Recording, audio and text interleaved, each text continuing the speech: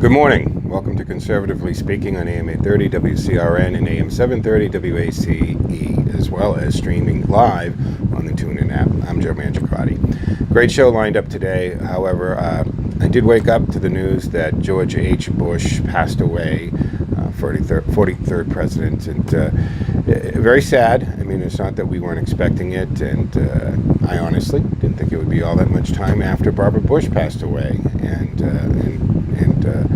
of course, that was an incredible love that the country was able to witness for a couple generations and decades. I actually, being in this business, I had the privilege and honor of meeting George H. a couple of times, once as vice president and once as president, just newly elected president. As news director at a Nashua radio station, and when he was a candidate, Bush, under Ronald Reagan, and of course he would campaign in New Hampshire and Nashua. And after he was elected and became president, he did make a stop, and I had the privilege again of being able to meet him and speak to him once as President Bush. So that was an honor in my life.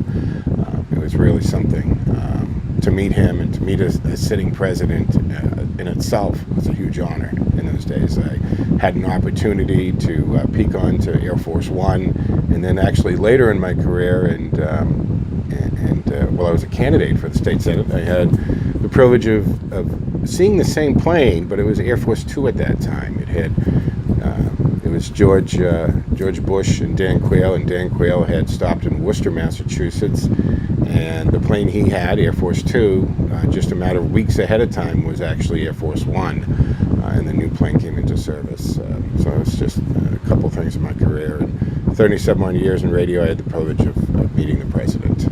So he has an incredible history in service. Fighter pilot in World War II, shot down, director of the CIA, congressman, of course vice president, president, and I remember as a young reporter when they were trying to criticize this guy and he wasn't qualified to be president. Think about that today when they're trying to tell us who's qualified to be president today, and this guy's resume, one of the youngest pilots in our history, was shot down, congressman, businessman, director of the CIA, vice president for 2 terms under Ronald Reagan. You could barely write a better resume than that for George H. Bush. So he's passed, and that's sadness for the country. He'll be missed, and he was certainly a guy that could reach across the aisle, much like Ronald Reagan did with Tip O'Neill.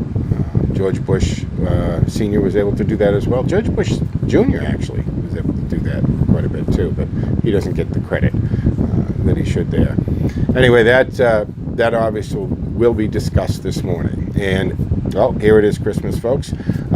December, so Christmas is the Christmas month, first day of September, which means the first Saturday of the month, and the second hour at 7 o'clock, we will do a show called Politically Speaking, and I'll be joined by Senator Mike Moore, and we're going to talk about unfinished business up at the State House. We're going to talk about some of the accomplishments on Beacon Hill. You'll have your opportunity to talk directly to a state senator and ask them what it is that you guys are actually doing and talking about on Beacon Hill, and not just what gets recycled and regurgitated out into the media. So we'll be able to talk to Senator Mike Moore. You can always join the conversation from 6 to 8 at 508-871-7000. And don't forget, at 6:30, we will hear from Outward Joe and Tina Marie Billing on the Music Minute, find out what is hot and happening on the local music scene. At 7:30, we'll hear from Handling Change.